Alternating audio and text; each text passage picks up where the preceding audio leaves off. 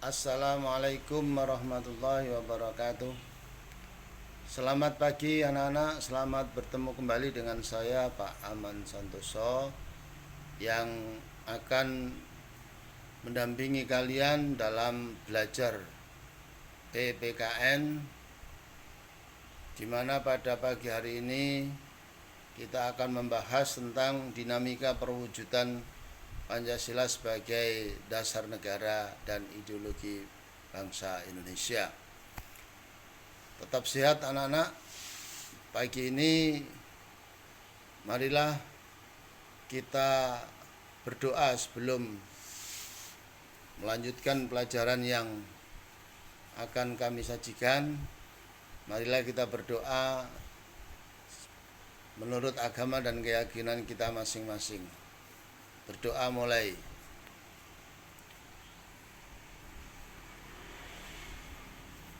Terima kasih. Selanjutnya marilah kita lanjutkan pemaparan materi tentang dinamika perwujudan Pancasila sebagai dasar negara. Tujuan pembelajaran kali ini adalah siswa mampu satu, mensyukuri perwujudan Pancasila sebagai dasar negara yang merupakan anugerah Tuhan Yang Maha Esa. Dua, menunjukkan sikap bangga akan tanah air sebagai perwujudan nilai-nilai Pancasila sebagai dasar negara. Tiga, mengamati dinamika yang terjadi di masyarakat, terlebih mengenai praktek ideal Pancasila sebagai dasar negara dan pandangan hidup bangsa.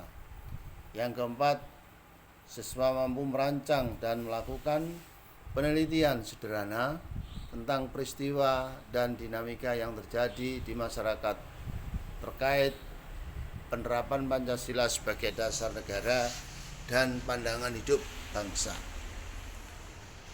Baiklah anak sekalian, marilah kita awali pemaparan materi yang pertama, yaitu penerapan Pancasila dari masa ke masa. Penerapan Pancasila dari masa ke masa dibagi menjadi 4 masa. Yang pertama, yaitu masa awal kemerdekaan tahun 1945 sampai tahun 1959. Masa yang kedua, yaitu masa Orde Lama tahun 1959 sampai 1966. Masa yang ketiga adalah masa Orde Baru mulai tahun 1966 sampai 1998. Masa yang keempat adalah masa reformasi, yaitu tahun 1998 sampai sekarang. Anak-anak sekalian yang hebat, penerapan Pancasila dari masa ke masa. Yang pertama, kita tahu bahwa Pancasila itu memiliki kedudukan sebagai dasar negara dan pandangan hidup bangsa telah disepakati oleh seluruh bangsa Indonesia. Akan tetapi, dalam perwujudannya banyak sekali mengalami pasang surut.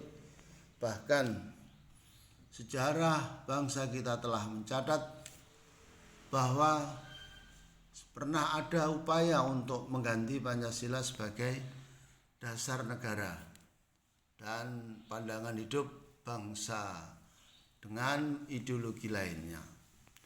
Upaya ini dapat digagalkan oleh bangsa Indonesia sendiri.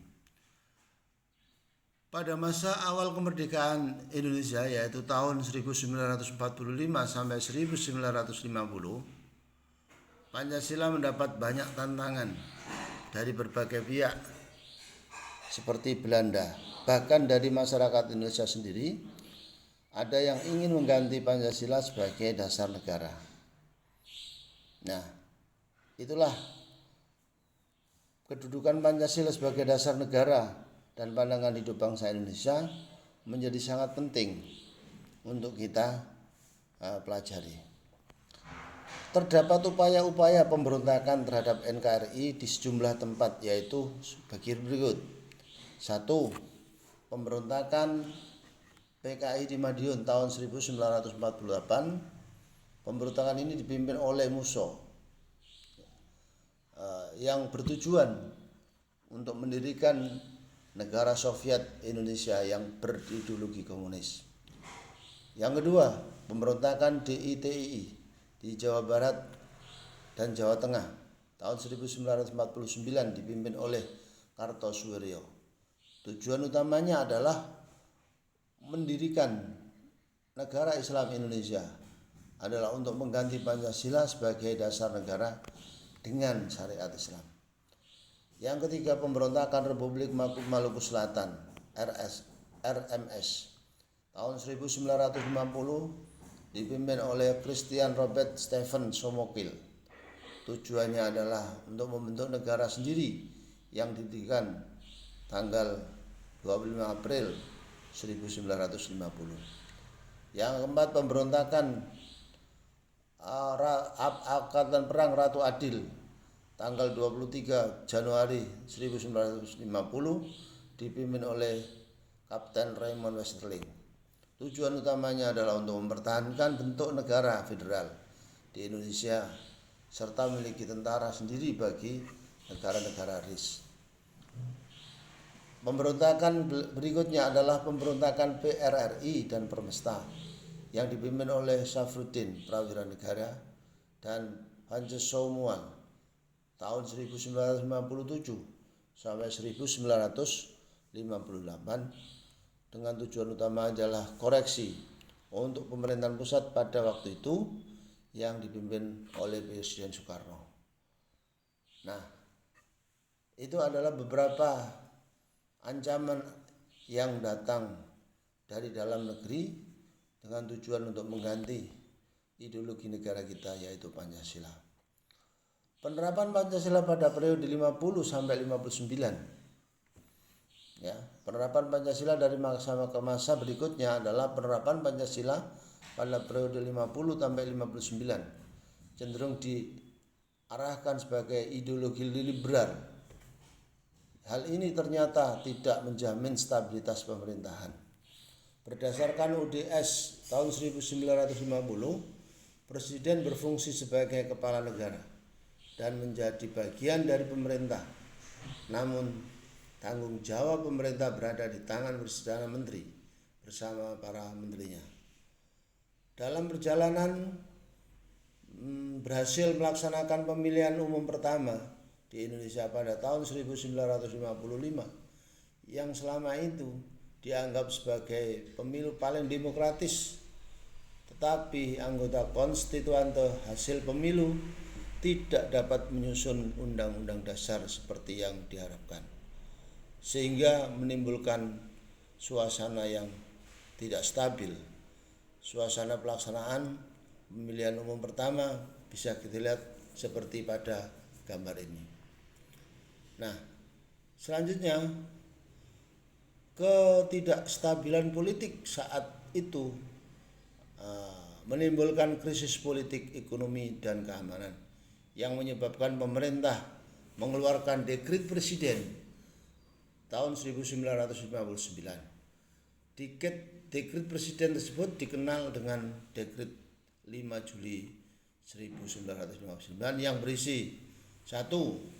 Membubarkan Badan Konstituante. 2.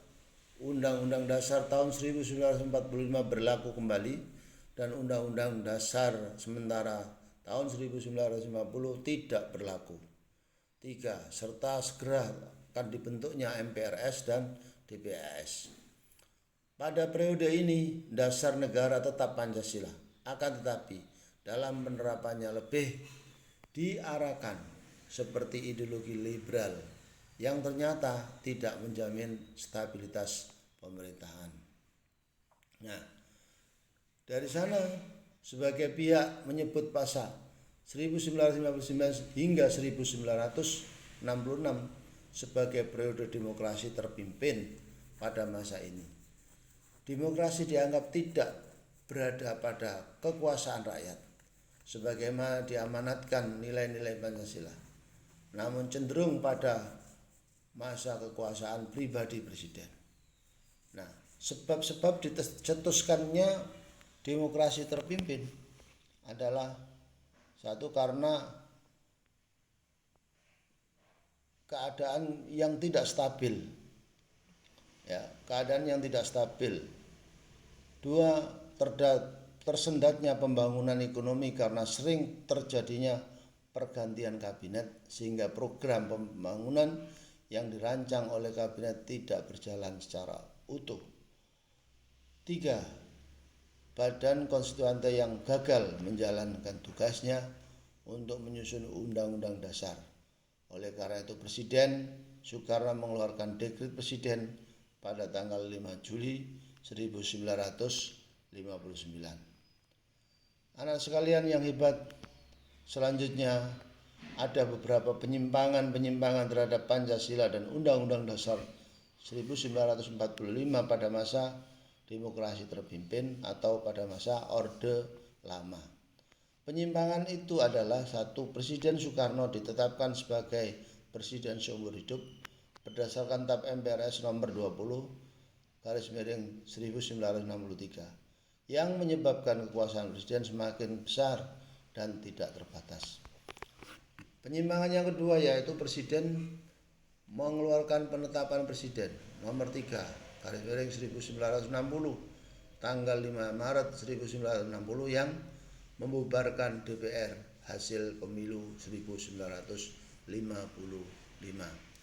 Yang ketiga, Presiden membentuk MPRS yang anggota-anggotanya terdiri atas anggota DPR GR, utusan daerah, dan utusan golongan yang semuanya diangkat serta diberhentikan oleh Presiden.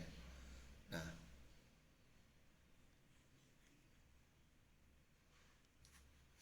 penyimpangan-penyimpangan itu dapat menyebabkan sebuah ketidakstabilan politik sehingga terjadi peristiwa pemberontakan G30 PKI pada tanggal 30 September 1965. PKI berusaha merebut kekuasaan disertai pembunuhan 6 perwira tinggi dan seorang ajudan Jenderal Abdul Haris Nasution.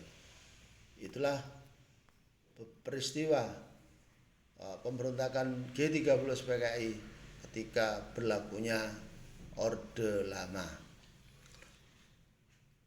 Selanjutnya, pada tanggal 12 Januari 1966 terjadi demonstrasi besar-besaran oleh mahasiswa dan rakyat yang menyampaikan beberapa tuntutan, dan demonstrasi tersebut dikenal dengan nama 3 tuntutan hati nurani rakyat atau disebut dengan Tritura. Adapun isinya Tritura adalah sebagai berikut, yaitu 1. Bubarkan PKI beserta ormas-ormasnya.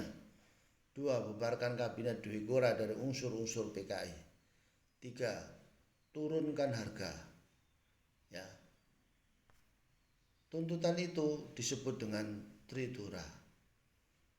Baiklah anak-anak sekalian, untuk selanjutnya adalah penerapan Pancasila pada masa Orde Baru tahun 1966 sampai 1998. Masa transisi yang dia singkat yaitu antara tahun 1966 sampai 1968 ketika Jenderal Soeharto dipilih menjadi Presiden Republik Indonesia.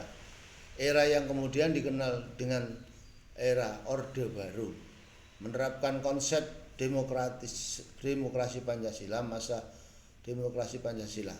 Masa Orde Baru ditandai dengan adanya Super Semar tanggal 11 Maret 1966 yang disahkan oleh MPRS dalam ketetapan MPRS nomor 9 MPRS /1966.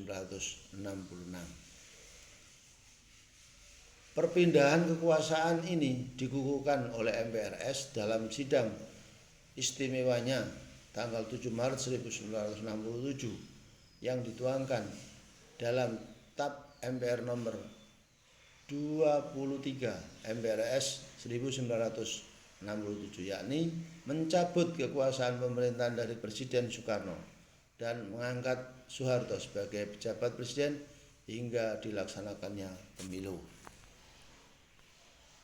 Visi dan perkembangan Orde Baru.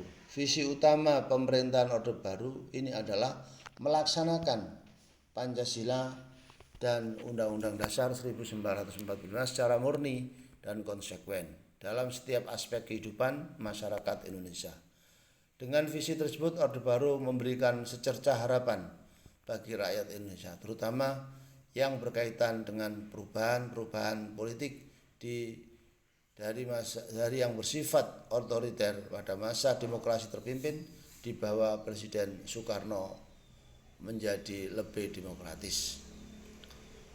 Hal ini dikarenakan beliau berhasil membubarkan PKI yang ketika itu dijadikan musuh utama negeri ini. Selain itu, beliau juga berhasil menciptakan stabilitas keamanan dalam negeri pasca pemberontakan PKI dalam waktu yang relatif singkat. Nah, itulah keberhasilan atau secercah harapan yang diwujudkan oleh pemerintahan pada masa Orde Baru. Namun dalam perjalanan politik pemerintahan Orde Baru, kekuasaan presiden merupakan pusat dari seluruh proses politik di Indonesia. Lembaga kepresidenan merupakan pengontrol utama lembaga negara lainnya, baik yang bersifat suprastruktur DPR, MPR, DPA, BPK, dan MA maupun yang bersifat infrastruktur dalam kurung LSM, partai politik, dan sebagainya. Kenyataan yang terjadi, demokrasi Pancasila diwarnai dengan kediktatoran. Nah, itulah sebuah penyimpangan yang terjadi pada masa Orde Baru terhadap Undang-Undang Dasar 45 dan Pancasila,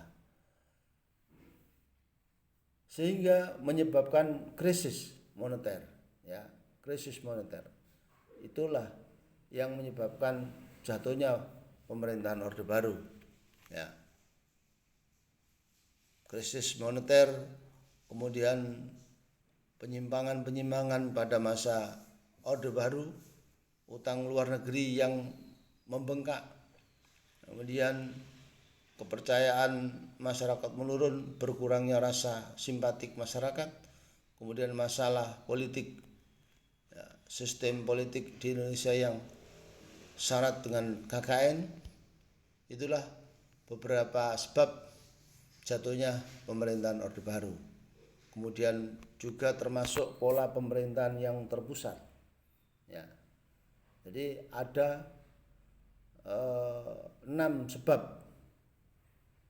terjadinya peristiwa jatuhnya pemerintahan Orde Baru, di mana memaksa Presiden Soeharto mengundurkan diri. Kemudian rezim berganti dengan masa reformasi. Penerapan Pancasila di masa reformasi sampai sekarang ini mengalami banyak tantangan, yaitu kehidupan yang bebas, pergaulan bebas tak beretika, peredaran narkoba, anarkis, vandalisme, kemudian bergesernya rasa persatuan dan kesatuan di antara sesama warga bangsa. Kemudian adanya konflik di beberapa daerah, tawuran antar pelajar, kemudian penyusupan ideologi baik secara langsung maupun tidak langsung, ideologi komunis, kapitalis, hedonisme, eksklusivisme mulai menunjukkan kebangkitan. Langkah-langkah untuk menghadapi tantangan masa depan dalam penerapan Pancasila di masa reformasi ini adalah selalu menjaga kewaspadaan dan kesiapan. Harus kita tingkatkan untuk menanggulangi penyusupan ideologi lain yang tidak sesuai dengan Pancasila. Yang kedua, harus selalu menjadi semangat untuk mencapai cita-cita bangsa dan negara Indonesia dalam mewujudkan masyarakat Indonesia yang adil dan makmur berdasarkan Pancasila dan Undang-Undang Dasar 1945. Yang ketiga, komitmen bersama seluruh rakyat Indonesia untuk mempertahankan serta melestarikan nilai-nilai Pancasila dalam kehidupan sehari-hari di segala aspek kehidupan.